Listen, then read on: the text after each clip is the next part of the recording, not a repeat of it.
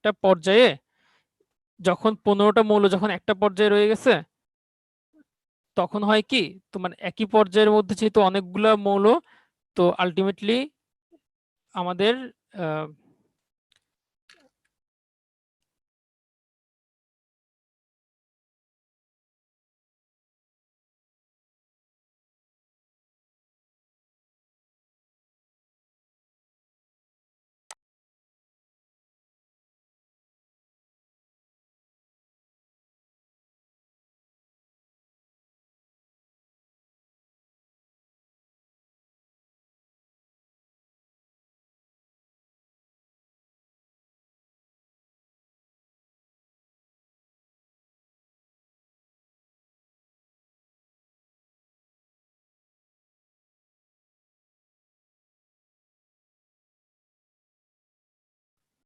আচ্ছা, আশা করি এখন শুনতে পাচ্ছ, এখন আর অসুবিধা হবে না।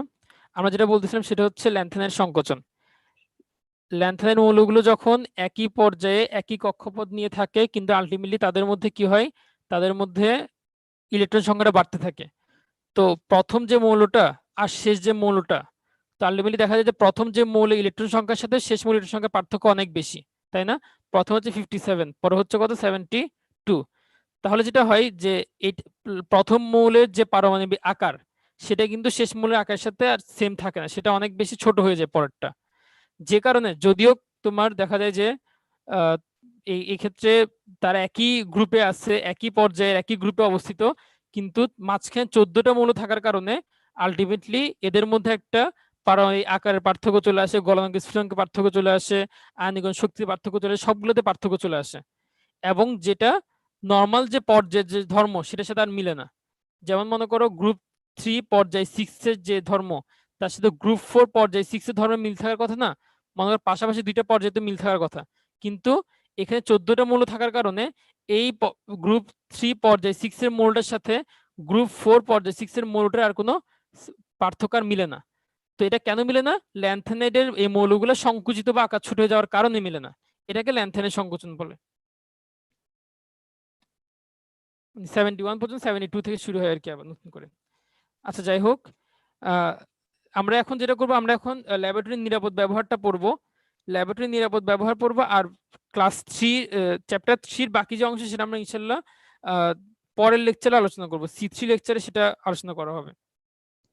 আচ্ছা, তো ল্যাবরেটরির নিরাপদ ব্যবহার পড়তে গেলে আমাদের প্রথমে যেটা পড়তে হবে সেটা হচ্ছে, আমরা তো আলটিমেটলি যখন কলেজে ছিলাম তখন কম বেশি কিছুটা ল্যাবরেটরিতে আমাদের যাওয়া হয়েছিল। তো যখন আমরা ল্যাবরেটরিতে যেতাম, আমরা হয়তো প্রপার সবকিছু মেনটেন করতাম না, কিন্তু আমাদেরকে মেইনলি যেই যেই প্রিকশন গুলো নিতে হয় সেগুলো হচ্ছে কি, আমাদের একটা অ্যাপ্রন ম্যানেজ করতে হয়। অ্যাপ্রন কেন লাগে?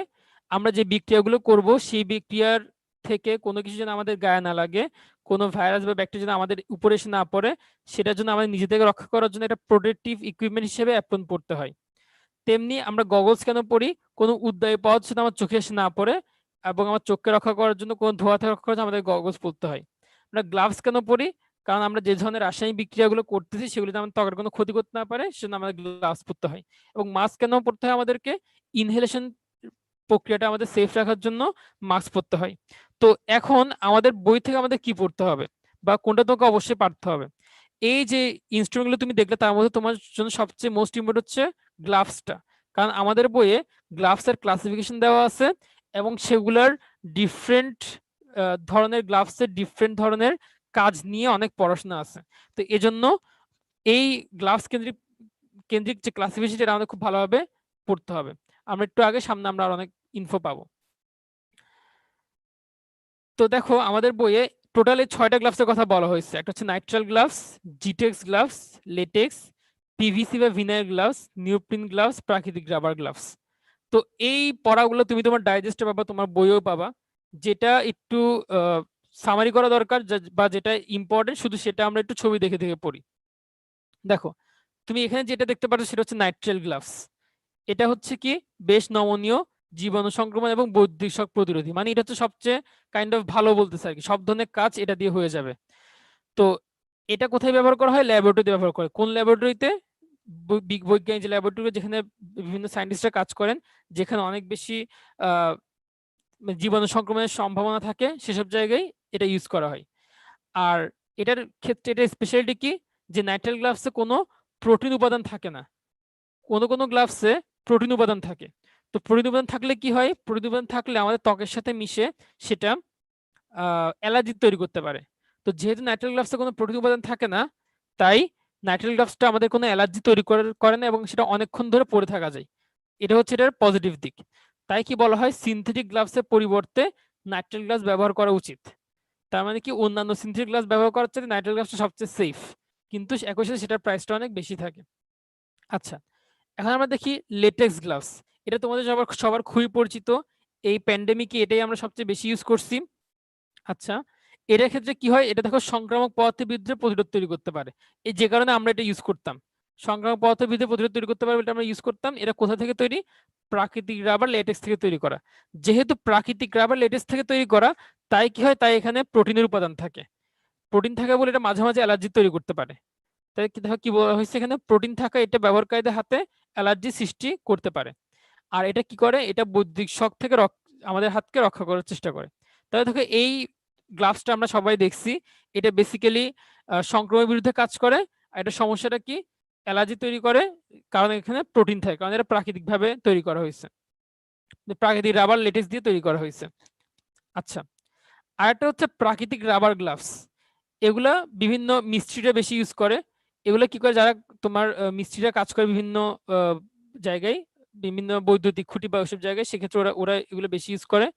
তো এটার কাজটা কি, এটার কাজটা হচ্ছে বৈদ্যুতিক শক প্রতিরোধী। প্রাকৃতিক রাবার থাকার কারণে এটা বৈদ্যুতিক শক প্রতিরোধী, এজন্য এটা মিস্ত্রি বা মেকানিকরা বেশি ইউজ করে থাকেন। আচ্ছা, এবার আসো, এই যে অনেকটা কাপড়ের মতো দেখতে, উলের মতন জিটেক্স গ্লাভস, এটার এটার কাজ কি, এটার কাজটা হচ্ছে তাপ প্রতিরোধী। এজন্য দেখো ছোটখাটো জ্বলন্ত বস্তু নিয়ে কাজ করার সময় এটা ব্যবহার করা হয়, বিভিন্ন কলকারখানা এগুলো ইউজ করা হয় জ্বলন্ত বস্তু নিয়ে কাজ করার জন্য। এটা কি করে, তাপ রোধক অ্যাসবেস্টস গ্লাভসের বিকল্প রূপে ব্যবহৃত হয়। অ্যাসবেস্টস হচ্ছে তোমার তাপরোধী একটা জিনিস, যেটা দিয়ে গ্লাভস তৈরি করা যায় এবং সেগুলো অনেক প্রাইস অর্ধি হয়। তো সেটা বিকল্প হিসেবে আমরা এগুলো ইউজ করতে পারি। জিটেক্স গ্লাভসটা, এটা কিন্তু প্রায় পরীক্ষা আসে যে অ্যাসবেস্টস গ্লাভসের বিকল্প হিসেবে কি ইউজ করা যায়। এটা প্রায় বিভিন্ন পরীক্ষা, সেটা তোমার এমসিকিউর জন্য লাগবেই। আর নিওপ্রিন গ্লাভসটা কি, এটা একটা পলিমার, তোমার নিওপ্রিন রাবার বা পলিক্লোরোপিন দিয়ে তৈরি। এটি বেশ নরম এবং তাপরোধী। এর বেশি আর কিছু জানতে হবে না, এটুকু জানলে আমাদের মোর দেন এনাফ। আর এটা হচ্ছে ভিনার গ্লাভস, এটা পলিভিনার দিয়ে তৈরি। এটুক মোটামুটি হচ্ছে আমাদের গ্লাভস সংক্রান্ত সামারি, এর বেশি গ্লাভস সম্পর্কে জানতে হবে না। হ্যাঁ, এত ইনফো কেমনে মনে রাখবা, ব্যাপারটা হচ্ছে তোমরা জাস্ট দেখে যাবা, তোমরা জাস্ট চোখ বুলে যাবা, কয়েকবার চোখ বুলাবা, সপ্তাহে একবার করে চোখ বুলাবা, দেখতে দেখতে একসময় তোমরা ইউজ টু হয়ে যাবে, তখন তুমি গেস করতে পারবে যে অপশনের মধ্যে কোনটা হবে।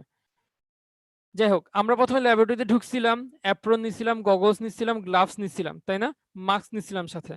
তারপর আমরা কি করলাম, ল্যাবরেটরিতে ঢুকে মাস্ক গ্লাভস নিয়ে একটু গবেষণা করলাম। 5-6 ধরনের, আমরা 6 ধরনের গ্লাভস পাইলাম, কোনটা নেওয়া দরকার কোনটা নেওয়া দরকার এগুলো নিয়ে একটু ঘাটাঘাটি করলাম।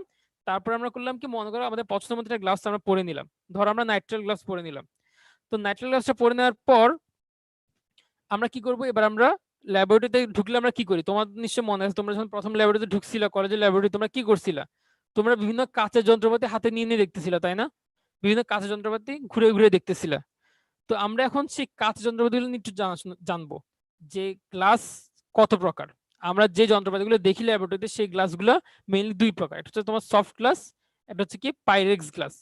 তো তোমার আমাদের এখানে কি নিয়ে কি পড়তে হবে এগুলো সম্পর্কে, আমার জানতে হবে যে এগুলো সংযুক্তি, মানে এগুলো কি দিয়ে তৈরি হয়, সফট গ্লাস কি দিয়ে তৈরি হয়, পাইরেক্স গ্লাস কি দিয়ে তৈরি হয়।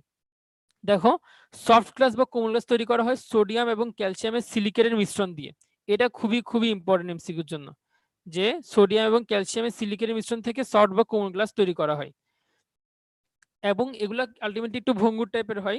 এগুলো দিয়ে আমরা সাধারণত নর্মাল ছোটখাটো কাজ করি, যেখানে তোমার কোনো তাপ দেওয়া হয় না, জাস্ট হয়তো কোনো একটা অ্যামাউন্ট আমার ক্যারি করতে হচ্ছে, বা জাস্ট কোনো একটা মিশ্রণ তৈরি করতে হচ্ছে, এসব ক্ষেত্রে আমরা এগুলো ইউজ করি।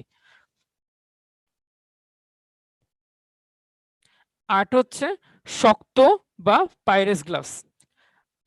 শিমুল ভাই, আমার কথা কি শুনতে পাচ্ছেন? জি ভাই, কথা ক্লিয়ার। আচ্ছা, তোমরা অনেকে বলছো সাউন্ড ক্লিয়ার আসতেছে না। আসলে সাউন্ড মোটামুটি ক্লিয়ার আছে, হয়তো তোমার নেটওয়ার্কের অসুবিধার কারণে শুনতে পাচ্ছ না। যাই হোক, যেটা বলছি শক্ত গ্লাস বা পাইরেক্স গ্লাসের ক্ষেত্রে যেটা ইনফো মনে রাখতে হবে সেটা জিঙ্ক অক্সাইড এবং বেরিয়াম বোরোসিলিকেট, এই যে দুইটা রাসায়নিক সংযুক্তি আমরা পড়লাম, এটা কিন্তু খুবই ইম্পর্টেন্ট। এই চ্যাপ্টারের ক্ষেত্রে তোমাকে কয়টা জিনিস একসাথে করতে হবে। এই চ্যাপ্টারের ক্ষেত্রে আমাদেরকে কয়টা জিনিস একসাথে করতে হবে, যেমন আমরা এই চ্যাপ্টারটাতে অনেকগুলো সংযুক্তি পড়বো। যত আমরা আগাবো তোমরা দেখবে আমরা অনেকগুলো আসলে সংযুক্তি পড়বো। সংযুক্তি মানে কি, তোমার কোন একটা জিনিস কি দিয়ে তৈরি এবং সেখানে কত পার্সেন্ট উপাদানগুলো আছে, এরকম সংযুক্তি আমরা পড়বো। সংযুক্তিগুলো তোমাকে একসাথে নোট করে রাখতে হবে। যেমন কি, যেমন মানে তুমি শক্ত গ্লাস বা পাইরেস গ্লাস পড়লা, তুমি সফট গ্লাস পড়বা, একটু পরে তুমি ক্রোমিক অ্যাসিডের মিশ্রণ পড়বা, কিছুক্ষণ পরে তুমি ফরমালিন পড়বা, এবার তুমি রাজঅম্ল পড়বা, রাজঅম্লের পরে আমরা রাবিং অ্যালকোহল পড়বো, ক্লিনজিং মিক্সচার পড়বো। এই যে এতগুলো নাম বললাম আমি, এই সবগুলো, তারপর আমরা লিকার অ্যামোনিয়া পড়বো। এ প্রত্যেকটার কিন্তু সংযুক্তি আমাদের বই দেওয়া আছে। এখন আমরা যদি এসব সংযুক্তি আলাদা আলাদা ভাবে পড়ি, তাহলে কিন্তু আলটিমেটলি আমাদের কি হবে, আমরা কনফিউজ হয়ে যাব। তাই তোমার কি করতে হবে, তোমাকে সবগুলো একসাথে নোট করে রাখতে হবে। আমাদেরকে একটা স্টিকি নোট বা এরকম কিছুর মধ্যে সব সংযুক্তিগুলো একসাথে করে রাখতে হবে। যেমন আমরা এখন সফট গ্লাস বললাম, তারপরে পাইরেক্স গ্লাস, তারপর হচ্ছে ক্রোমিক অ্যাসিড মিশ্রণ, তারপর হচ্ছে লিকার অ্যামোনিয়া, তারপর রাবিং অ্যালকোহল, তারপরে আমাদের আছে রাজঅম্ল, তারপর আছে ফরমালিন। এই যতগুলা বললাম, সবগুলা সংযুক্তি আমাদের বইয়ে এই চ্যাপ্টারটাতেই আছে। এই সবগুলো আমরা একটু একসাথে করে রাখবো, ঠিক আছে? আচ্ছা, তো এই যে দেখো, শক্ত বা পাইরেক্স গ্লাস দিয়ে বিভিন্ন ধরনের বিকার এবং বিভিন্ন ফ্লাক্স তৈরি করা হয়। তো এগুলো মেইনলি তাপ তাপ নিতে পারে, তাপ সহ্য করতে পারে, এবং এগুলো এইসব ধরনের গ্লাসকে আমরা তাপ দিয়ে বিভিন্ন বিক্রিয়া ঘটাতে পারি। যেমন দেখেন বলা হয়েছে শক্ত গ্লাস বা পাইরেক্স গ্লাসে কি তৈরি করা হয়, beaker, conical flask, pipette, burette, measuring cylinder, measuring flask, আয়তনিক ফ্লাস্ক, এই ধরনের জিনিস তৈরি করা হয়। তোমরা বলতে পারো ভাইয়া বিকার এই জিনিসটা তো আপনার শক্ত গ্লাসের মধ্যেও আছে, আবার সফট গ্লাসের মধ্যেও আছে, তো কোনটাতে লিখবো আমরা? আসলে দুইটাই হয়। সব বিকার তো আর তোমার তাপ দেওয়া হয় না সব বিকারকে। তো যেসব বিকারকে তাপ দেওয়া দরকার, বা যেগুলো তাপ দেওয়া দরকার সেগুলোকে আমরা পাইরেক্স গ্লাস দিয়ে তৈরি করি, বা আর যেগুলো তাপ দেওয়া দরকার নেই সেগুলোকে আমরা নরম গ্লাস দিয়ে তৈরি করি। যেমন এখানে আমরা একটা পিপেট দেখতে পাচ্ছি, একটা বুলেট দেখতে পাচ্ছি, এগুলা শক্ত গ্লাস বা পাইরেক্স গ্লাস দিয়ে তৈরি। এগুলোর কাজটা কি তোমরা বলতে পারো? পিপেটের কাজ কি বলতে পারো তোমরা? একটু চ্যাটে বলো তো পিপেটের কাজ কি।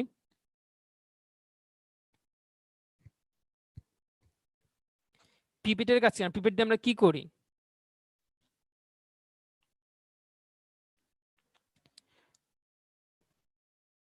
অন্তু বলেছে দ্রব্য স্থানান্তর, আয়তন সঠিকভাবে পরিমাপ, ফসল বলেছে তরল স্থানান্তর। হ্যাঁ, তোমরা ঠিক বলছো। বেসিক্যালি আমরা করি কি, পিপেট দিয়ে কোন একটা জায়গা থেকে কোন একটা তরলকে আমরা মানে সাক করে নিই, পাম্প আউট করে নিই। একটা নেগেটিভ প্রেসার তৈরি করে আমরা কোন একটা জায়গা থেকে নির্দিষ্ট পরিমাণ তরল, 10 ml বলো 20 ml বলো, এটাকে আমরা কালেক্ট করে নিই। কালেক্ট করে আমরা অন্য একটা জায়গায় সেটাকে আবার ছেড়ে দিই। এই যে আমরা তরলটাকে স্থানান্তর করতেছি এবং সেটা পরিমিত উপায়ে, এটার জন্য আমার কি দরকার? এটার জন্য আমার পিপেট ইউজ করা হয়। তাহলে বুলেট আমরা কি কাজে ইউজ করি? বুলেটটাও মোটামুটি একই কাজ, কিন্তু এখানে কাহিনী কি, এখানে হচ্ছে আমরা যে নির্দিষ্ট পরিমাণ দ্রব্যটা আমরা কালেক্ট করছি, ধরো আমরা এখানে 10 ml দ্রব্য কালেক্ট করছি। এই 10 ml দ্রব্যটা এবার আমরা একটা পাম্প লাগানো আছে, এখানে বাল্ব লাগানো আছে, সেই বাল্ব দিয়ে আমরা আমাদের ইচ্ছা মতো পরিমাণ মতো এখানে ফেলতে পারবো। যতটুকু আমার দরকার ততটুকু আমি নেওয়ার পর বাকিটা আমি অফ করে দিতে পারবো। ধর আমার এখানে আছে 10 ml, আমি নিব 2 ml, বাকি 8 ml এখানে জমা থাকবে। এই কাজটা আমি বুলেটে করতে পারবো, কিন্তু পিঁপড়ে করতে পারি না। তো আমরা যখন দেখি টাইট্রেশনের সময়, টাইট্রেশন মানে কি, টাইট্রেশন মানে হচ্ছে তোমার এই অ্যাসিড এবং ক্ষারের বিক্রিয়া করে তাদেরকে তোমার প্রশমিত করে একটা অম্ল তৈরি, একটা লবণ তৈরি করা, যে লবণের মাধ্যমে আমাদের দ্রবণের বর্ণ চেঞ্জ হয়, এবং সেই দ্রবণের বর্ণ চেঞ্জ হওয়ার মাধ্যমে আমরা করি কি, আমরা জানা বা অজানা অ্যাসিডের মানটা বা মোলার ধর্ম বা মোলারিটি, এগুলো আমরা বের করি, পরিমাপ বা মোলারিটি সব আমরা বের করি। তো সেক্ষেত্রে আমরা কিন্তু পরীক্ষাগারে দেখেছিলাম যে সেক্ষেত্রে আমরা বুলেট ব্যবহার করতাম। আমরা বুলেটের মধ্যে পর্যাপ্ত পরিমাণে HCl নিয়ে তারপরে আমরা হিসাব করতাম যে কতটুকু HCl দেওয়ার পরে খাটটা প্রশমিত হইতে পারছে, তাই না? তো সেটা হচ্ছে বুলেট। আর পিপেট কি, পিপেট হচ্ছে জাস্ট স্থানান্তর করার জন্য আমরা এটা ইউজ করে থাকি। আচ্ছা, তো আমরা এখানে কনিক্যাল ফ্লাস্ক এবং আয়তনিক ফ্লাস্ক দেখতে পাচ্ছি। এগুলো কেন ইউজ করা হয় বা এগুলো কিসের কাজে ইউজ করা হয়? এগুলো মেইনলি তোমার বিক্রিয়া ঘটানোর কাজে ইউজ করা হয়। এগুলাতে নিয়ে আমরা বিভিন্ন জিনিস মিক্স করে বিক্রিয়া ঘটিয়ে থাকি। তো এটুক জানলে আমাদের আপাতত চলবে। এই দেখো আমরা এখানে গোলতলি ফ্লাক্স দেখতে পাচ্ছি। আমাদের কিছু কিছু বিক্রিয়ায় আমাদের যে ধোঁয়াটা উৎপন্ন হয় সেগুলার যেসব বিক্রিয়াতে তোমার ধোঁয়া উৎপন্ন হবে ওইসব ক্ষেত্রে সাধারণত গোলতলি ফ্লাক্স ইউজ করা হয়। আর মেজারিং সিলিন্ডার মানে তোমরা বুঝতে পারছো নামটা দেখে, যে সিলিন্ডারের কাজ হচ্ছে মেজার করা। যে সিলিন্ডারের কাজ হচ্ছে কি মেজার করা। আমার ধরো 100 ml দরকার, দেখো এখানে 100 রিডিং দেখা যাচ্ছে। আমার 100 ml কোন একটা ফ্লুইড দরকার বা কোন একটা বিক্রিয়ক দরকার, তো আমি এখানে এটা ফিল আপ করে নিচ্ছি। প্রয়োজনে বিক্রিয়ার স্থলে বা বিক্রিয়া যে গোলতলি ফ্লাক্স বা যেখানে বিক্রিয়া করছি সেখানে আমি এখান থেকে পরিমাণ মতো জিনিসটা ঢেলে ইউজ করতে পারতেছি। তো এই জন্য মেজারিং সিলিন্ডার আলটিমেটলি ইউজ করা হয়। আচ্ছা দেখো তো এটার অ্যান্সার দিতে পারো কিনা তোমরা, যে বুলেট ও পিপেট তৈরিতে কোন কাজ ব্যবহৃত হয়? এটা ডেন্টাল ভর্তি 19-20 আসছিল। তোমরা একটু চ্যাটে জানাও আমাকে কি হবে উত্তর।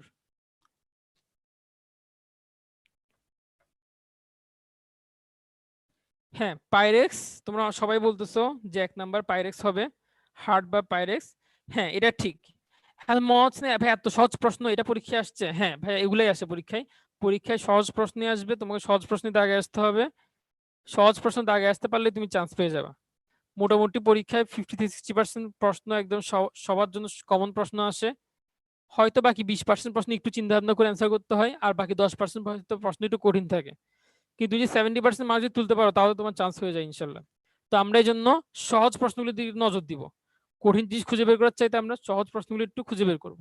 তাহলে উত্তর কি হবে এখানে? উত্তর হবে পাইরেক্স গ্লাস। আচ্ছা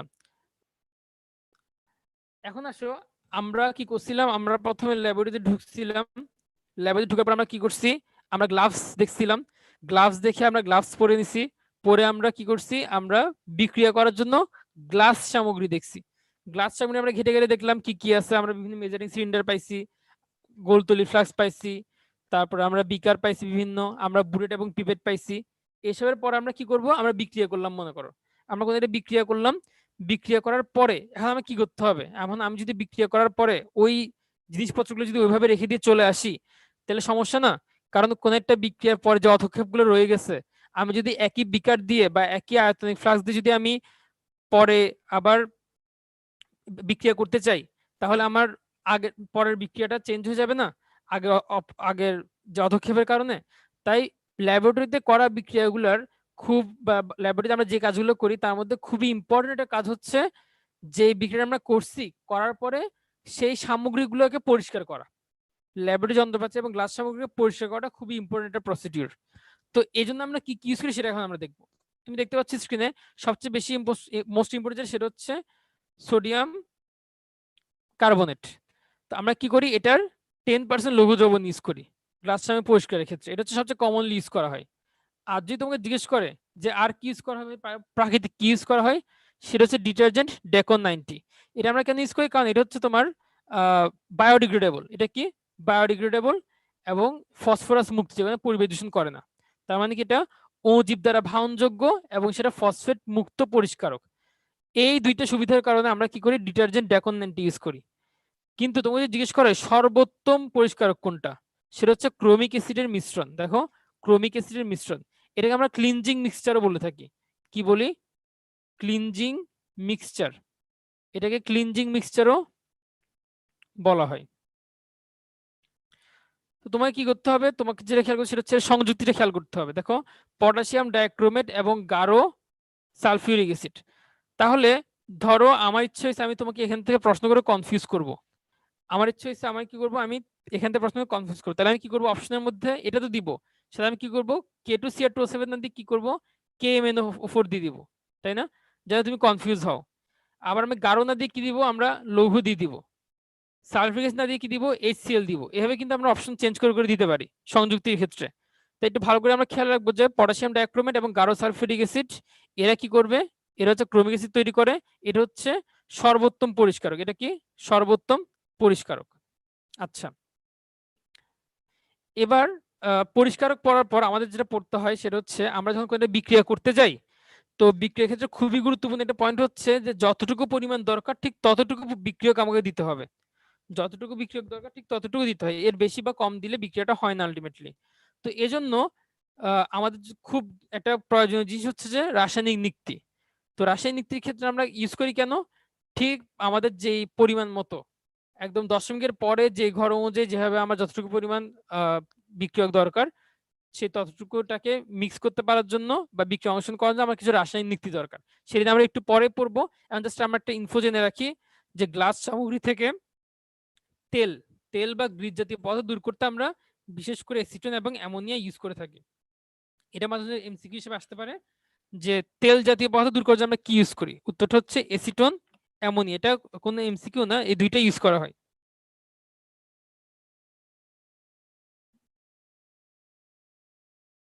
আচ্ছা, এখন আসো রাসায়নিক নিক্তি বা কেমিক্যাল ব্যালেন্স হচ্ছে তোমার বেসিক্যালি দুই প্রকার, একটা হচ্ছে পলবঙ্গি ব্যালেন্স, ডিজিটাল ব্যালেন্স বা টপ লোডিং ব্যালেন্স, আর একটা হচ্ছে সার্টোরিয়াস ব্যালেন্স। তো এই সার্টোরিয়াস ব্যালেন্স এবং পলবঙ্গি ব্যালেন্সের মধ্যে মেইন পার্থক্যটা কোন জায়গায় জানো? মেইন পার্থক্য জাস্ট তোমার হিসাব নিকাশে।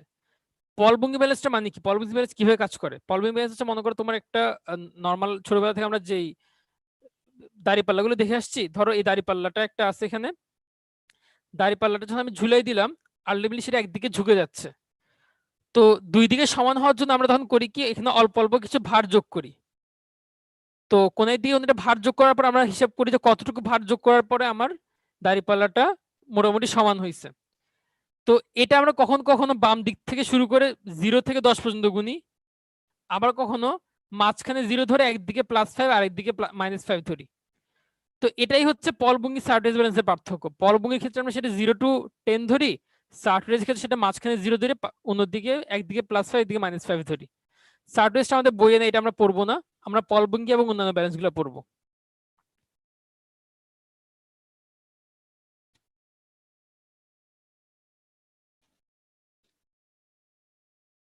আচ্ছা, এখানে তোমরা একটা পলবঙ্গি ব্যালেন্সের ছবি দেখতে পারতেছো। আমি আবার রিপিট করছি না আসলে কি করা হয়। মনে করো এখানে আমার একটা দাড়িপাল্লা আছে, আমার কি আছে, একটা দাড়িপাল্লা আছে। এই দাড়িপাল্লা আমি এখানে এক্স রাখছি, এখানে আমি ওয়াই রাখছি। তো দেখা গেল যে আমার এই ওয়াইটি একটু ভারী, এটা একটু নিচে নেমে গেছে। তো এটাকে আমি তখন সমতা সাধন করার জন্য আমরা কি করি, সমতা সাধন করার জন্য আমরা করি কি, এই যে ধরো ওয়াই আমার নিচে, এক্স আমার নিচে নেমে গেছে, ভারী হয়ে ভারী হয়ে আমার এক্সটা নিচে নেমে গেছে। তাহলে আমি যদি এটাকে সমাধা করতে চাই আমার কি করতে হবে, ওয়াই একটু ভার যোগ করতে হবে, তাই না? আমরা মনে করো একটা তার ঝুলাই দিই, এখানে কি ঝুলাই দিই, একটা তার ঝুলাই দিই, একটা তারকে আমি পেঁচাই দিই এখানে। এই যে তারকে আমি পেঁচাই দিলাম, এটাকে আমি রাইডার বলতেছি। যে তারটাকে পেঁচাচ্ছি সেটাকে আমরা যেভাবে হিসাব করবো সেটাকে আমরা বলছি রাইডার। আর যেভাবে আমরা হিসাব করি, হিসাব করার প্রক্রিয়া হচ্ছে রাইডার ধ্রুবক। তো এই যে ছোট একটা তার আমি পেঁচাচ্ছি, এই তারটা আমি কোন জায়গাতে রাখার পর এটা সমান হয়েছে, এটাকে আমি যদি 0 ধরি, তাহলে এটা যে একটা স্কেল হয়, সেই স্কেলে ধরো 3 নাম্বার ঘরে রাখলে এটা সমান হচ্ছে, বা 5 নাম্বার ঘরে রাখলে এটা সমান হচ্ছে, বা 10 নাম্বার ঘরে রাখলে সমান হচ্ছে। এই দূরত্বটা আমি হিসাব করে সেটাকে রাইডার ধ্রুবক দিয়ে গুণ দিয়ে আমরা তখন ওজনটা বের করতে পারি। এটা হচ্ছে পলবঙ্গি ব্যালেন্সের মেইন নীতি, যে দাড়িপাল্লা দিয়ে আমি যখন কোনো একটা জিনিস ঝুলাই দিব, একদিকে ভর দিব একদিকে প্রোডাক্ট দিব, প্রোডাক্টটা যদি কোনো একদিকে বেঁকে যায় ভারী হয়ে, তখন আমরা যেদিকে ভর সেখানে করি কি সামান্য পরিমাণ একটা খুবই দশমিকের পরে ধরো 0.2 এরকম গ্রাম আমরা একটা ভর যোগ করি, এটা তার যোগ করি। যে তারটা যোগ করছি সেটাকে আমরা বলি রাইডার। আর এই তারটা যে ধ্রুবক, তারটার যে ভর সেখান থেকে আমরা ধ্রুবক বের করি, সেই ধ্রুবকটা হচ্ছে রাইডার ধ্রুবক। সেই রাইডার ধ্রুবক আমরা কি দিয়ে গুণ দিই, সেই রাইডার ধ্রুবককে আমরা একক দিয়ে গুণ দিই, যে কত এককে এটা সমান হয়েছে, সেই একক দিয়ে গুণ দিয়ে সেই রিডিংটাকে আমরা এই নর্মাল যে পার্ট সে পার্টের সাথে যোগ করি। একজন জিজ্ঞেস ভাই বক্সটা তো বড় কেন? বক্সটা বড় আসলে এটাকে বায়ু রোধী করার জন্য করা হয়েছে। মানে এটা আসলে ছোটখাটো জিনিসই, কিন্তু তোমার এখানে আমি যে জিনিসটা রাখবো, এখানে আসলে দশমিকের পরে 2 ঘর পর্যন্ত চিন্তা ভাবনা করা হচ্ছে। মানে মিলিগ্রাম নিয়ে কথাবার্তা বলা হচ্ছে। এখন মিলিগ্রাম নিয়ে যখন কথাবার্তা বলা হচ্ছে তখন বাতাসের কারণে কিন্তু আমাদের এই পার্টটা চেঞ্জ হয়ে যেতে পারে। তাই এটাকে বায়ুরোধী করার জন্য এত ভয়ঙ্কর একটা রূপ দেওয়া হয়েছে আলটিমেটলি এটাকে। কিন্তু এখান থেকে ওরকম ম্যাথ তেমন একটা লাগবে না, আমাদের আমাদের যেটা জানতে হবে যে ওর পার্ট গুলো সম্পর্কে জানতে হবে, যেখানে কি কি পার্ট থাকে। বইয়ে দেখবে এখানে মোট 4টা পার্টের কথা বলা হয়েছে, বেদি, স্তম্ভ, তুলাদণ্ড আর আরোহী বা আরোহী বাহক। তো বেদি হচ্ছে যেটা ওকে ধরে রাখছে পুরোটা, সেটা হচ্ছে বেদি। স্তম্ভ হচ্ছে মাঝখানের অংশটা, তুলাদণ্ড হচ্ছে তোমার বিম বা পাল্লার যেটার উপর থাকে, আর আরোহী হচ্ছে যে এক্সট্রা ভরটা আমি দিচ্ছি, হিসাব মিলানো যে এক্সট্রা ভরটা আমি দিচ্ছি সেটা হচ্ছে আরোহী বা আরোহী বাহক। তো এরা কোনটা কি দিয়ে তৈরি আমাদের মনে রাখতে হবে, যে কোনটা আসলে কোন কোন উপাদান দিয়ে তৈরি করা হয়, মাঝে মাঝে এগুলো পরীক্ষা আসে, আদারওয়াইজ জাস্ট পার্টস গুলো জানলে তো আমাদের হবে। আচ্ছা, তো রাইডার ধ্রুবকে যেটা তোমাকে জানতে হবে সেটা হচ্ছে রাইডার ধ্রুবক, এটা রাইডারটা আসলে কি জিনিস। আমরা যখন দাঁড়িপাল্লা যখন ঝুলাইলাম, ঝুলানোর পর যখন আমার একদিকটা একটু নিচু হয়ে গেছে, তখন আমি অন্যদিকে করি কি একটা তার যোগ করি, একটা তারকে এক্সট্রা একটা ভর হিসেবে যোগ করি, এই ভরটাকে আমি বলছি রাইডার। আর এই ভরটা যে রিডিংটা আমি যেভাবে নিব সেটার জন্য আমার কি আসতেছে, রাইডার ধ্রুবক আসতেছে। এটা আমরা রাইডার ধ্রুবক আমরা কিসের উপরে হিসাব করে বের করি, এই যে ভরটা আমি যোগ করছি তার যে ওজন সেটা দিয়ে আমরা বের করি। সেটা 5 মিলিগ্রাম হইতে পারে, সেটা 10 মিলিগ্রামও হইতে পারে। যদি 5 মিলিগ্রাম হয় তখন রাইডার ধ্রুবক হয় 0.1 মিলিগ্রাম, আর যদি 10 মিলিগ্রামের ওজনের হয় তখন রাইডার ধ্রুবকটা হয় 0.2 মিলিগ্রাম। এটা দিয়ে আমার কাজ কি, এটার সাথে আমার কি গুণ করতে হয়, এটার সাথে আমার এই স্কেলের রিডিংটা গুণ করতে হয়। এই স্কেলের রিডিংটা গুণ করে যেটা আসবে সেটার সাথে আমার টোটাল ভরকে যোগ করতে হয়। টোটাল ভর বা টোটাল ভরের সাথে যখন আমি এটা যোগ করব তখন আমি টোটাল ওই যৌগটার বা ওই বিক্রিয়কের ওজনটা আমি নির্ণয় করতে পারবো। এটাই হচ্ছে পলবঙ্গি ব্যালেন্সের আলটিমেট কাজ। তো এরপর আসতেছে কি ডিজিটাল ব্যালেন্স। এখানে আসলে খুব বেশি কিছু লাগে না, দুই ধরনের ডিজিটাল ব্যালেন্স থাকে, 2 ডিজিট এবং 4 ডিজিট। 2 ডিজিট কি করবে, দশমিকের পরে 2 ঘর পর্যন্ত মাপতে পারে, আর 4 ডিজিট দশমিকের পরে 4 ঘর পর্যন্ত মাপতে পারে। আচ্ছা, এটার পরে যেটা আমরা পড়বো সেটা হচ্ছে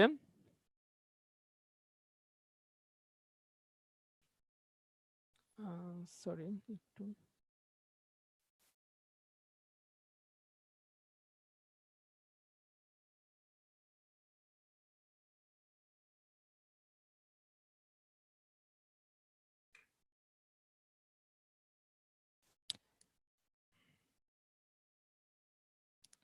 4 ডিজিট ব্যালেন্স। 4 ডিজিট ব্যালেন্স কাকে বলা হয়, দশমিক পর যে 4 ঘর হয় সেটাকে আমরা 4 ডিজিট ব্যালেন্স বলি।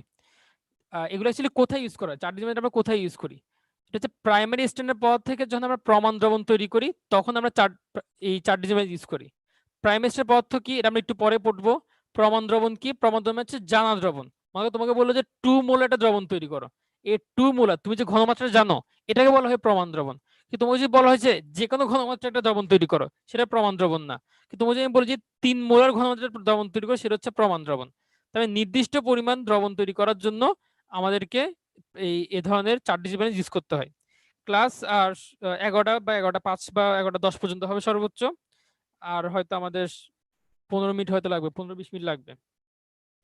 আচ্ছা, তো এটা হচ্ছে আসলে সেন্টিমিটার হবে, সেন্টিমিটার। তো মনে রাখতে হবে কি দশমিকের পরে 4 ঘর পর্যন্ত ওরা সঠিকভাবে পরিমাপ করতে পারে। এটাই পরীক্ষায় আসে যে সর্বোচ্চ কত ঘর পারে, 4 ঘর পর্যন্ত পারে। আচ্ছা, তো আমাদের বইয়ে পলবঙ্গি ব্যালেন্স এবং 4 ডিজিট ব্যালেন্সের মধ্যে পার্থক্য দেওয়া আছে। পার্থক্যটা আসলে খুবই সহজ, একটা হচ্ছে তোমার ম্যানুয়াল, একটা হচ্ছে ডিজিটাল। তে পার্থক্য থাকবে অবভিয়াসলি। এটা জাস্ট তুমি একটু ধরে রিডিং পড়ে নিতে হবে। এখন আমরা আসবো মোস্ট ইম্পর্টেন্ট যে টপিকটা, ফার্স্ট চ্যাপ্টারের সবচেয়ে মোস্ট ইম্পর্টেন্ট টপিক যেটা, সেটা হচ্ছে প্রাইমারি স্ট্যান্ডার্ড পদার্থ এবং সেকেন্ডারি স্ট্যান্ডার্ড পদার্থ। প্রথম কথা হচ্ছে যখন আমাদের সামনে এরকম কোনো টপিক আসবে যে টপিকে আমাদের দুইটা ভিন্ন ধর্মী বৈশিষ্ট্য নিয়ে পড়তে হয়, তখন তুমি মনে রাখবা যে আমরা যে কোনো একটা পড়বো, যে কোনো একটা পড়বো, সেটা দিয়ে আমার অন্যটা হয়ে যাবে। প্রাইমারি স্টেপ পদার্থ বলতে আমরা কি বুঝি, স্বাভাবিক যা যা স্বাভাবিক তাই হচ্ছে প্রাইমারি। যেমন কোন একটা জিনিস তৈরি করা হয়েছে, কোন একটা জিনিস বিক্রিয়ার মাধ্যমে তৈরি করা হয়েছে, তো আমরা আশা করবো যে এটা রাসায়নিকভাবে বিশুদ্ধ থাকবে, সেখানে কোনো ভেজাল থাকবে না, এবং সেটা কোনো বায়ুর সাথে বিক্রিয়া করে ফেলবে না, সেটা অত বেশি সক্রিয় হবে না, এবং সেটাকে আমরা কি করব, রাসায়নিক সাথে ওজন করতে পারবো, কোনো একটা রাসায়নিক একটা নিক্তি দিয়ে, পলবঙ্গি ব্যালেন্স দিয়ে বা একটা ডিজিটাল ব্যালেন্স দিয়ে এটাকে আমরা আমরা পরিমাপ করতে পারবো। আর লাস্ট বৈশিষ্ট্যটা কি, যে দ্রবণের ঘনমাত্রা দীর্ঘদিন অপরিবর্তিত থাকবে। এটা মানে কি, এটা মানে হচ্ছে সে আকাশ বাতাসের সাথে বা সে পানির সাথে বিক্রিয়া করে মিশে যাবে না, সে অপরিবর্তিত থাকবে। তো এই যে 4টা বৈশিষ্ট্য, এগুলো হচ্ছে কি প্রাইমারি স্ট্যান্ডার্ড পদার্থের বৈশিষ্ট্য। আর আমরা বললাম প্রাইমারি স্ট্যান্ডার্ড পদার্থের যা বৈশিষ্ট্য তার ঠিক উল্টাই হচ্ছে সেকেন্ডারি স্ট্যান্ডার্ড পদার্থের বৈশিষ্ট্য। তার মানে প্রাইমারি স্টেপ কথা আমরা বললাম বিশুদ্ধ রাসায়নিক পদার্থ, সেকেন্ডারি স্টেপ কি হবে, সেটা বিশুদ্ধ থাকে না, সেটা অন্যান্য বাতাসের সাথে বিক্রিয়া করে ফেলে বিভিন্ন অপদ্রব্য চলে আসে। দেখো প্রাইমারি স্টেপ বায়ুর সাথে বিক্রিয়া করতে পারে না, কিন্তু সেকেন্ডারি স্টেপ তার বায়ুর সাথে বিক্রিয়া করতে পারে। প্রাইমারি রাসায়নিক ক্ষয় করে না, কিন্তু সেকেন্ডারি ক্ষয় করবে। আর রাসায়নিক সেকেন্ডারি স্তরের পদার্থের ক্ষেত্রে ঘনমাত্রা খুব দ্রুত চেঞ্জ হয়ে যায়। কেন চেঞ্জ হয়ে যায়? কারণ তারা বাতাসের সাথে বা পানির সাথে বিক্রিয়া করে বা অক্সিজেনের সাথে বিক্রিয়া করে তারা ঘনমাত্রা চেঞ্জ করে ফেলে। আচ্ছা, এই বৈশিষ্ট্যগুলো আসলে খুব একটা বেশি আসে না পরীক্ষা, যেটা আসে সেটা হচ্ছে উদাহরণটা আসে যে প্রাইমারি স্তরের পদার্থের উদাহরণ কি, সেকেন্ডারি স্তরের পদার্থের উদাহরণ কি। আমাদের বই দেখবা সুন্দর করে ছক উদাহরণ দেওয়া আছে, কিন্তু তোমরা চাইলে এই জিনিসটা আরো সহজে মনে রাখতে পারো। সেটা হচ্ছে এখানে দেখো, আমরা লাস্টে কি বলছি দেখো, কোন যৌগে যদি সি অক্ষরটা থাকে, সি অক্ষরে আমরা কার্বন বুঝাচ্ছি না, জাস্ট র্যান্ডম যদি সি অক্ষরটা থাকে তাহলে সেটা প্রাইমারি স্তরের পদার্থ হবে। জাস্ট এই নিয়মের একটা ব্যতিক্রম আছে, সেটা হচ্ছে এইচসিএল। এইচসিএল এখানে সি আছে বুঝলাম, কিন্তু সেটা সেকেন্ডারি স্তরের পদার্থ। বাট এটা ছাড়া অন্য সবগুলো মোটামুটি তোমার প্রাইমারি স্তরের পদার্থ। এখন আমরা সেকেন্ডারি স্তরের পদার্থের উদাহরণগুলো দেখি। যেমন এখানে দেখো, এখানে সেকেন্ডারি স্তরের পদার্থে বেশ কিছু উদাহরণ দেওয়া আছে, কোনটাতে কিন্তু কার্বন নাই বা সি নাই, সরি সি নাই, একটাতে শুধু সিএল হিসেবে হাইড্রোক্লোরাইড আছে, সালফিউরিক অ্যাসিড। আচ্ছা, এখন কথা হচ্ছে সেকেন্ডারি স্তরের পদার্থ তুমি কিভাবে বুঝবা যে এটা সেকেন্ডারি স্তরের পদার্থ? বা তোমরা এখন তোমার চ্যাট বক্সে লিখতেছো ভাই এটা কি সেকেন্ডারি স্তরের পদার্থ, এনএসিএল কি প্রাইমারি নাকি সেকেন্ডারি, এবং তোমরা বিভিন্ন যৌগের নাম দিয়ে বলছো ভাই এটা সেকেন্ডারি না প্রাইমারি। ভাই আমাদের এই বৈশিষ্ট্যগুলো খেয়াল করো, আমরা যখন কোন জিনিস তৈরি করি সে যদি আমার এই বৈশিষ্ট্যগুলো ফলো না করে তাহলে সে প্রাইমারি বা সেকেন্ডারি হবে। যেমন দেখো আমরা কিন্তু এনএসিএল কে বিশুদ্ধ অবস্থায় প্রস্তুত করতে পারি, তাই সেটা সেকেন্ডারি হওয়ার কোনো প্রশ্ন আসে না। তারপর দেখো রাসায়নিক কিন্তু ক্ষতি করে না। সাধারণত সেকেন্ডারি স্তরের পদার্থ হয় করা জানো, যারা হচ্ছে খুব বেশি তীব্র অ্যাসিড বা তীব্র ক্ষার, যারা তীব্র অ্যাসিড বা যারা তীব্র ক্ষার তারা হচ্ছে সাধারণত সেকেন্ডারি স্তরের পদার্থ। তারা তীব্র অ্যাসিড তীব্র ক্ষার হওয়ার কারণে তারা খুব দ্রুত বিক্রিয়া করে ফেলতে পারে। তুমি যদি তাদেরকে কোনের জায়গায় পরিমাপ করতে, তারা সেই পরিমাপকারী যে নিক্তিটা সেই নিক্তিটার সাথে বিক্রিয়া করে ফেলবে, এরকম। ঠিক আছে। আচ্ছা, তাহলে দেখো এই প্রশ্নের একটা অ্যান্সার দিতে পারো কিনা এটা দেখো তো। এটা মেডিকেল ভর্তি পরীক্ষা আসছিল, এটা অ্যান্সার দাও তো একটু চ্যাট বক্সে। হ্যাঁ, এটা আমরা কিভাবে বুঝছি? এটা বুঝছি কারণ এখানে সি আছে, তাই এটা আমার মাথা ঘামাইতে হয় নাই। এটা একটা ভাবে বুঝে যায়।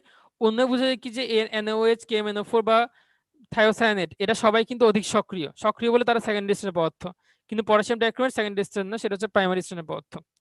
ঠিক আছে, আশা করি তোমরা পারবা। উত্তর ঠিক আছে তোমাদের। আচ্ছা, এবার আসো রাসায়নিক বিশ্লেষণ নিয়ে আমরা একটু পড়ি। রাসায়নিক বিশ্লেষণ মানে হচ্ছে বিক্রিয়া। এখন হচ্ছে বিক্রিয়া কত প্রকার এটা এখানে একটু জানতে হবে। বিক্রিয়া হচ্ছে মেনলি দুই প্রকার, এটা হচ্ছে গুণগত, এটা হচ্ছে পরিমাণগত। গুণগত বিক্রিয়া মানে কি জানো? এটা আমরা যেটা বললাম টাইট্রেশন পড়ছিলাম না, একটা টাইট্রেশন।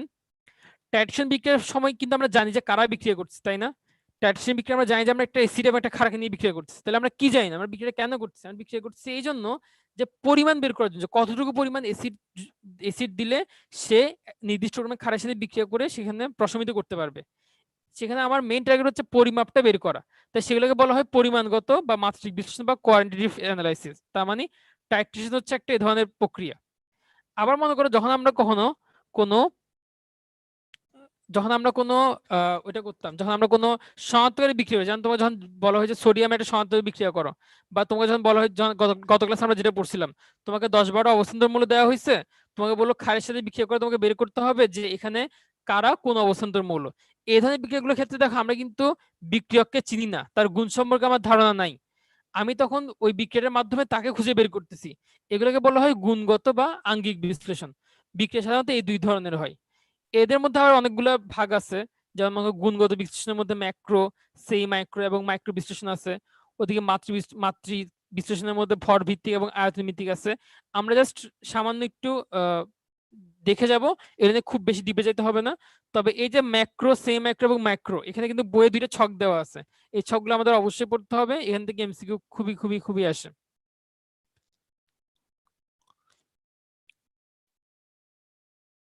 আচ্ছা, এখন খেয়াল করো আমাদের আয়তনিক বিশ্লেষণ বা পরিমাপগত যে বিশ্লেষণগুলো, কোয়ান্টিটেটিভ বিশ্লেষণ, যে সেখানে কি কি যন্ত্রপাতি ইউজ করা হয়, সেখানে মেইনলি মেজারিং সিলিন্ডার ইউজ করা হয়। কারণ কি আমাকে নির্দিষ্ট পরিমাণ মেজার করতে হবে যে কতটুকু আমি ইউজ করছি। এবং মেজারিং ফ্লাস্ক ইউজ করা হয়। পার্থক্য কি? পার্থক্য হচ্ছে মেজারিং সিলিন্ডার দিয়ে আমরা যে কোনো র্যান্ডম পরিমাপ নিতে পারবো, আর মেজারিং ফ্লাস্ক দিয়ে আমরা প্রমাণ দ্রবণ তৈরি করি। এটাকে আমরা বলছি প্রমাণ দ্রবণ, মানে কি নির্দিষ্ট ঘনমাত্রা 2 মোলার NaOH, এটা হচ্ছে একটা প্রমাণ দ্রবণ। 3 মোলার NaCl, এটা হচ্ছে একটা প্রমাণ দ্রবণ। ব্যাপারটা বুঝতে পারছো?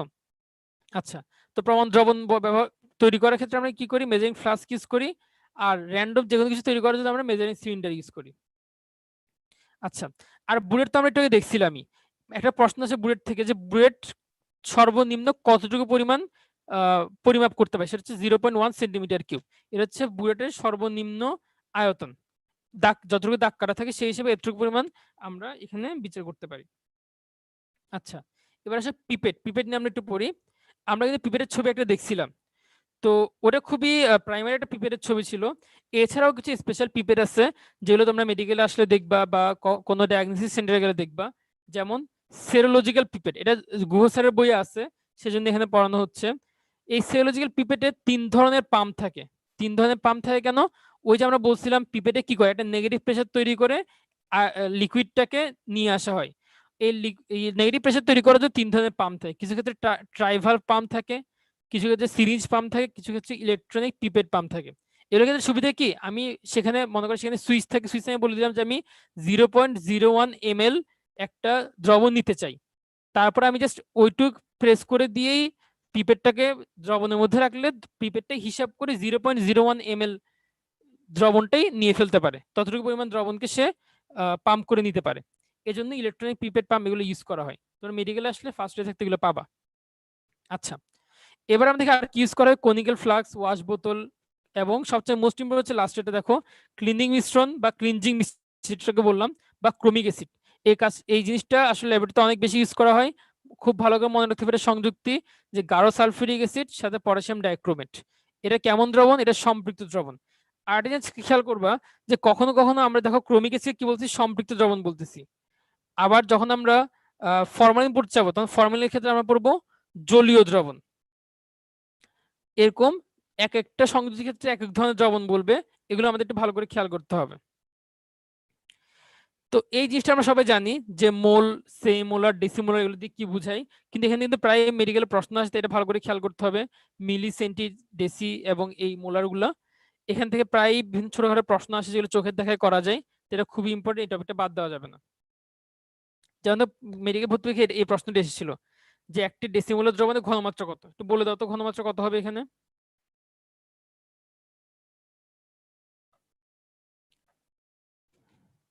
হ্যাঁ, সব বেশিরভাগই সঠিক উত্তর দিয়েছো।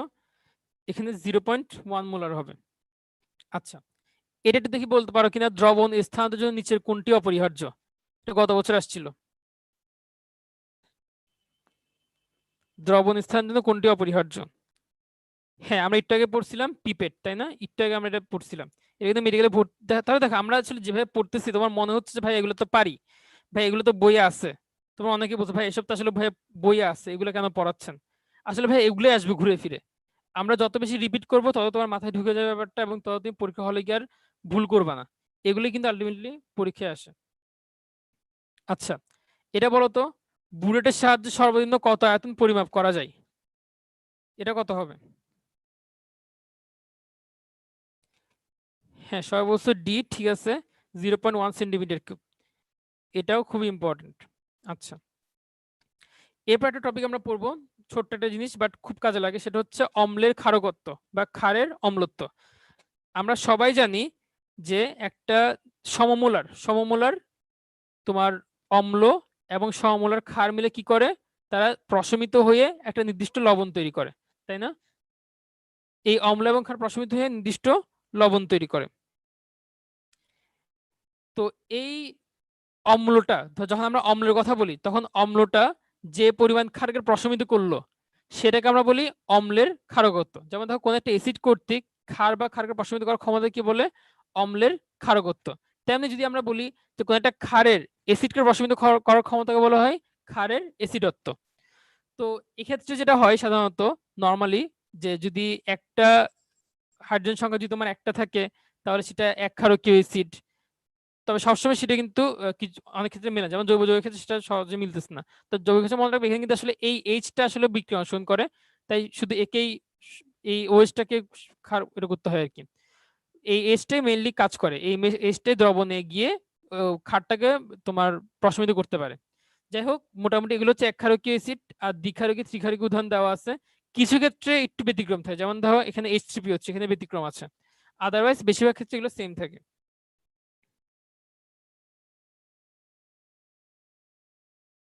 আচ্ছা, এটা লাগবে না। আচ্ছা, আমরা একটু স্পিরিট ল্যাম্প পড়ি। এখানে আমাদের দুইটা ল্যাম্প সম্পর্কে কথা আছে, একটা হচ্ছে স্পিরিট ল্যাম্প, একটা হচ্ছে বুনসেন বার্নার। তো এই দুইটা ক্ষেত্রে আমাদের দুইটা জিনিস পড়তে হয়, যে এদের শিখাগুলো কেমন, এদের জ্বালানিটা কি। তো এখানে দেখো, জ্বালানি হিসেবে আমরা স্পিরিট ল্যাম্পে কি ইউজ করি? স্পিরিট ইউজ করি, খুব স্বাভাবিক, ইথানল ইউজ করা হয়। তবে আমাদের হাদের স্যার বইয়ে বলা হচ্ছে মিথিলেটেড স্পিরিট ইউজ করি আমরা। এবং স্পিরিট ল্যাম্প আমরা কখন ইউজ করি? যখন আমাদের মানে কম তাপ উৎপাদী এবং অনুজ্জ্বল শিখা উৎপন্ন করতে হয়, তখন আমরা এটা ইউজ করি। মানে আমার খুব বেশি তাপ দরকার নাই, 100 বা 200 ডিগ্রি সেলসিয়াস তাপমাত্রা হলেই হচ্ছে। সেক্ষেত্রে আমরা মিথিলেটেড স্পিরিট জ্বালানির সাহায্যে স্পিরিট ল্যাম্প ইউজ করি। আর যদি আমার এর চেয়ে বেশি তাপমাত্রা দরকার হয়, তখন আমরা বুনসেন বার্নার ইউজ করি। আচ্ছা, তোমরা সবাই বুনসেন বার্নার দেখছো হয়তো ল্যাবরেটরিতে। বুনসেন বার্নারের ক্ষেত্রে মেইনলি 3টা পার্ট থাকে, তোমরা দেখতে পাচ্ছ। সবচেয়ে ইম্পর্টেন্ট হচ্ছে, দেখো এই বার্নার বায়ু নিয়ন্ত্রক রিংটা। এই বায়ু নিয়ন্ত্রক রিংটা হচ্ছে তোমার বুনসেন বার্নারের ভেতরে বাতাস চলাচলকে নিয়ন্ত্রণ করতে পারে। আর এক্ষেত্রে যেটা হয় সেটা হচ্ছে, আমরা এটার বায়ুর নিয়ন্ত্রণের মাধ্যমে আমরা জারণ শিখা বা তোমার অনুজ্জ্বল শিখা এবং উজ্জ্বল শিখা তৈরি করতে পারি। যেমন এখানে কি হয়, একটা একটা হচ্ছে অনুজ্জ্বল শিখা আছে, একটা হচ্ছে তোমার উজ্জ্বল শিখা আছে। তো এই উজ্জ্বল এবং অনুজ্জ্বল শিখাটা কেন হয়, বা রঙের পার্থক্য এরকম কেন হয়? এটা হয় এজন্য যে, যখন আমি অনুজ্জ্বল শিখাটা পাই, তো এই শিখার ক্ষেত্রে হচ্ছে আমার, যখন বুঝতে মানে পুরোপুরি বায়ুর প্রবেশপথকে খুলে দিই, তখন এটা পাওয়া যায়। তার মানে কি, প্রবেশপথ পুরো খোলা থাকবে, অক্সিজেন আসতে পারবে, অক্সিজেন যত বেশি আসবে তত বেশি সহজে সে জ্বলতে পারবে। এবং সবচেয়ে পুরোপুরি জ্বালানো হওয়ার কারণে, সম্পূর্ণ দহন হওয়ার কারণে কোনো কালি থাকে না, কোনো শিসকালি থাকে না। এবং শিসকালি থাকে না বলেই ও অনুজ্জ্বল হয়। যদি তুমি অক্সিজেন ঠিকমতো ঢুকতে না দাও, তাহলে সম্পূর্ণ দহন হবে না, তখন শীষকালি রয়ে যাবে বা কার্বনের কণাগুলো রয়ে যাবে। পরবর্তী কার্বনের কণাগুলাই প্রতিফলিত হয়ে বা বিকিরণ করে তোমাকে উজ্জ্বল শিখা দিবে। তার মানে কি, আমাদের মনে রাখতে হবে, যেটা অনুজ্জ্বল শিখা সেখানে অক্সিজেন খোলা থাকে, আর উজ্জ্বল শিখা অক্সিজেন খোলা থাকে না। আচ্ছা, এই অনুজ্জ্বল শিখা আবার দুইটা জোন থাকে, একটা হচ্ছে অন্তঃস্থনীল বিজারণ মণ্ডল, একটা বহিঃস্থনীল জারণ মণ্ডল। কি পড়তে হবে আমাদের? তাপমাত্রা পড়তে হবে, 1570 ডিগ্রি সেলসিয়াস তাপমাত্রা পড়তে হবে, এটা খুবই ইম্পর্টেন্ট। আচ্ছা, আর যেটা উজ্জ্বল শিখা, সেটা 4টা মণ্ডল নিয়ে গঠিত। হাজারি স্যারের বইগুলো নাই, গুহ স্যারের বই আছে যে 4টা মণ্ডল নিয়ে গঠিত। আর এখানে কি হয়, সবচেয়ে ইম্পর্টেন্ট, এখানে অসম্পূর্ণ দহন হয়। অসম্পূর্ণ দহন হয় বলে কিছু কার্বন কণা রয়ে যায়, যেগুলো পরে বিজারণ শিখা, এটাকে আমরা বিজারণ শিখা বলে থাকি, যেহেতু পুরোপুরি ভাবে জারণটা হচ্ছে না।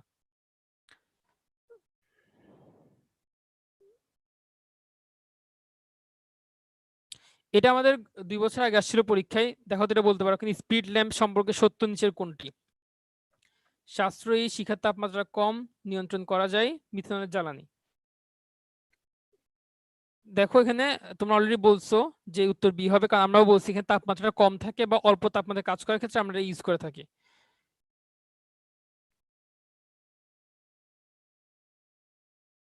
আচ্ছা, আমরা রাজ অম্লটার কথা বলছিলাম শুরুতে। এটা হচ্ছে একটা খুব শক্তিশালী অ্যাসিড তৈরি করা হয়, তখন সেটাকে রাজ অম্ল বলি আমরা। এই অ্যাসিডটার ক্ষেত্রে কনসেন্ট্রেশন কেমন দেখো, 1 molecular concentration of HNO3 বা নাইট্রিক অ্যাসিড এবং 3 molecular concentration of HCl। এখানে প্রায় আমাদের কনফিউশন হয় এবং আমরা এটা মিক্স করে ফেলি। যদি সহজে গিয়ে মনে রাখতে পারো, যেখানে 3 আছে সেখানে আমরা 3 বসাবো না, যেখানে 3 আছে সেখানে 1 থাকবে, যেখানে 3 নাই সেখানে আমরা 3 বসাবো। এভাবে তুমি মনে রাখতে পারো, তবে এটা পরীক্ষার জন্য খুবই ইম্পর্টেন্ট। আচ্ছা, আর এটা তো আমরা জানি যে 45 ডিগ্রি কোণে তাপ দিতে মাঝে মাঝে পরীক্ষা আসে। আর একটা জিনিস মেডিকেল আসে, সেটা হচ্ছে শুষ্ক করার জন্য কি ইউজ করা হয়। আমরা যখন কোনো একটা বিক্রিয়া করি, বিক্রিয়া থেকে আমাদেরকে অনেক সময় পানিকে বাদ দিতে হয়, তো এটাকে আমরা বলি শুষ্ককরণ। বা যদি আমরা পুরোপুরি 100% বাদ দিয়ে ফেলি, তখন সেটাকে বলে শুষ্ককরণ, বা এটার জন্য আমরা ডেসিকেটর ইউজ করি। যেমন তুমি এখানে একটা ছবি দেখতে পাচ্ছ, এখানে নিচে কিছু ক্যালসিয়াম ক্লোরাইড আছে, যারা হচ্ছে নিরোধক আলটিমেটলি। এবং সাথে আমরা কি করতেছি, কি প্রেসার দিয়ে বাতাসকে বের করে ফেলতেছি, বা সেখানে সাথে পানিও বের হয়ে যাচ্ছে এবং সে শুষ্ক হয়ে যাচ্ছে, এটাকে আমরা কি বলি? ডেসিকেটর বলি। কিছু আছে কঠিন শুষ্ককারক পদার্থ, যেমন আমরা সেটা মনে রাখতে পারি এগুলো দিয়ে, যে কপালফাটা মাসি, যে ক্যালসিয়াম ক্লোরাইড, পটাশিয়াম ক্লোরাইড, এবং এরা হচ্ছে তোমার কঠিন শুষ্ককারক। আর যারা তরল শুষ্ক, সেটা কি একটা মাত্র উদাহরণ, গাঢ় সালফিউরিক অ্যাসিড। এই গাঢ় সালফিউরিক অ্যাসিড কিন্তু আসলে শুষ্ককারকও বলে, আবার নিরোধকও বলে। সে নিরোধক হিসেবেও কাজ করতে পারে, শুষ্ককারক হিসেবেও কাজ করতে পারে। তো এই নিরোধককে আমরা বলি ডিহাইড্রেটিং এজেন্ট। নিরোধক মানে তোমরা জানো যে সে পানি, শুধুমাত্র সে পানিকে সরায় নেই। এটা দিয়ে মনে রাখতে পারো এই নেমোনিকটা দিয়ে, যে যারা কঠিন নিরোধক তারা হচ্ছে অ্যালুমিনা বা পটাশিয়াম KHSO4, আদার তরল নিরোধক যেটা একটু আগে বললাম সালফিউরিক অ্যাসিড, এবং এই গাঢ় হতে হবে, গাঢ় ছাড়া এটা কাজ করতে পারে না, H3PO3 PO4। তো যেটা বলা হয়েছিল যে এরা অ্যাকচুয়ালি উভয়ই শুষ্ককারক এবং নিরোধক পদার্থ রূপে কাজ করতে। পার্থক্য আসলে নিরোধকের ক্ষেত্রে শুধুমাত্র পানিটা বের হয়ে যায় এবং পুরোপুরিভাবে বের হয় না, কিন্তু শুষ্কের ক্ষেত্রে 100% বের হয়ে যেতে হয়। এটাই হচ্ছে পার্থক্য। আচ্ছা, নেসলার দ্রবণ একটা কথা আছে বিকারকের ক্ষেত্রে, দেখবা বইয়ে পাবা, পটাশিয়াম K2HgI4। তো এটার সংকেতটা আমাদের লাগে, এটা মাঝে মাঝে পরীক্ষায় চলে আসে, এটা একটু দেখতে হবে আমাদের।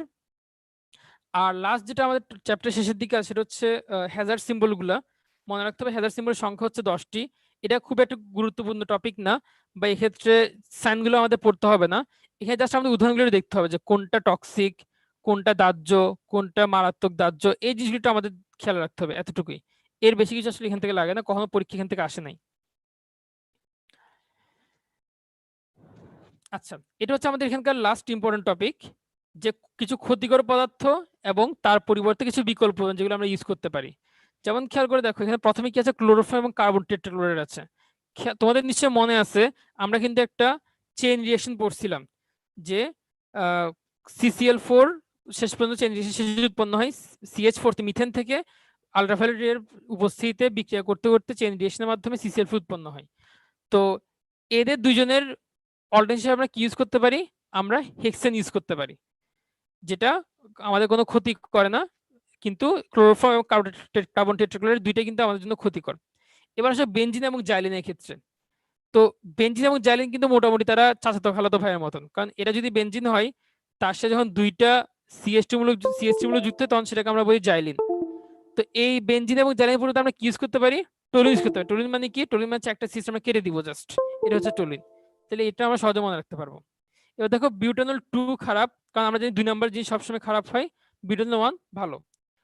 আর এদিকে লেড ক্রোমেট, তার পরিবর্তে আমরা ইউজ করি পটাশিয়াম কার্বনেট। আর মনে রাখো পটাশিয়াম আয়ন হিসেবে ভালো, এখানে আয়ন হিসেবে সে আমাদের কাছে ভালো, কিন্তু অণু হিসেবে সে কিন্তু খারাপ, তাই আমরা পটাশিয়াম পরিবর্তে কি ইউজ করি, ক্যালসিয়াম ইউজ করি। এটা খুবই ইম্পর্টেন্ট একটা MCQ আসার জায়গা।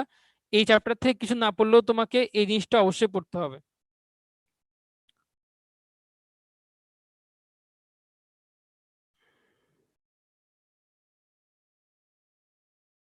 আচ্ছা, আমাদের এই চ্যাপ্টারের এই পর্যায়ে এসে দেখবা তোমাদের বইয়ের 2-3 পেজ ধরে বেশ কিছু দ্রব্যের বা ভারী ধাতুর পার্শ্ব প্রতিক্রিয়া দেওয়া হয়েছে, কিন্তু আমাদের সবগুলো লাগবে না, আমরা জাস্ট হালকা পাতলা কয়েকটা দেখবো। একটা হচ্ছে তোমার কস্টিক সোডা, কারণ এটা কেন ইম্পর্টেন্ট, কারণ এটা দেখো 10 সেকেন্ডের মধ্যে চোখকে অন্ধ করে দিতে পারে, সেটা খুবই ক্ষতিকর।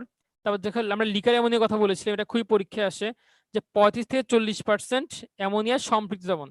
এটা খেয়াল রাখবা, আমরা কিন্তু এর আগে একটা সম্পৃক্ত দ্রবণ পাইছিলাম, এই লিকার অ্যামোনিয়ার ক্ষেত্রে কিন্তু আমরা সম্পৃক্ত দ্রবণ লাগবে। আচ্ছা, এছাড়া আরেকটা যে লাগবে তোমার, দেখো পটাশিয়াম পারম্যাঙ্গানেট, পটাশিয়াম ডাইক্রোমেট, এই দুইটা কি করে দেখো ডায়রিয়া করে, একটা শতভাগ ডায়রিয়া করে আর একটা ক্ষেত্রে সম্ভাবনা থাকে, এখান থেকে কিন্তু তোমাকে চাইলে কনফিউশন করতে পারে। আচ্ছা, আর একটা যেটা লাগবে আমাদের ফরমালিন। দেখো ফরমালিনের ক্ষেত্রে আমরা কি মনে রাখবো, দেখো এটা জলীয় দ্রবণ। আমরা যখন লিকার অ্যামোনিয়া পড়ছিলাম সেটা ছিল সম্পৃক্ত দ্রবণ, এটা হচ্ছে জলীয় দ্রবণ।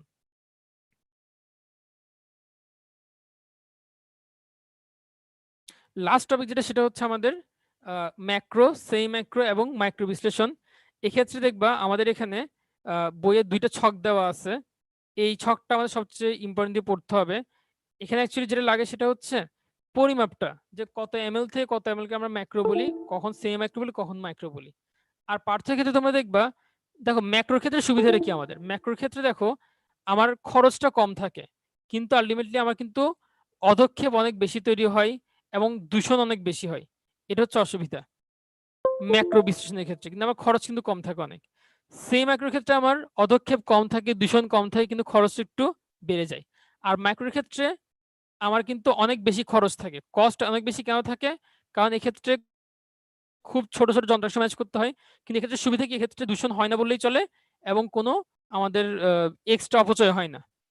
এই তোমার কিছু টোটাল, এবং এখানে সময় অনেক কম লাগে, মাইক্রোতে সময় অনেক কম লাগে কিন্তু ম্যাক্রোতে সময় অনেক বেশি লাগে। তো এরকম কিছু তুলনামূলক আলোচনা আমাদের বই আছে, জাস্ট রিডিং পড়বে, এর বেশি কিছু লাগবে না। তো এই ছিল আসলে আমাদের টোটাল ফার্স্ট চ্যাপ্টার থেকে পড়াশোনাটা। এখন আমরা যেটা করব, আমরা তোমাদের যে টপিকগুলোতে সমস্যা আছে এগুলো একটু রিপিট করবো আরেকবার। আর এমনি নর্মালি ক্লাস আমাদের শেষ এখন। এটুক ছিল মোস্ট ইম্পর্টেন্ট টপিকগুলো ফার্স্ট চ্যাপ্টার থেকে। যাদের মোটামুটি ক্লাসটা করা হয়েছে বা বুঝতে পারছো তারা লিভ নিতে পারো। আমরা এখন যাদের সমস্যাগুলো আছে কোয়েশ্চেন আনসার ইনবক্স থেকে আমরা কিছু সমস্যা সমাধান দেওয়ার চেষ্টা করব।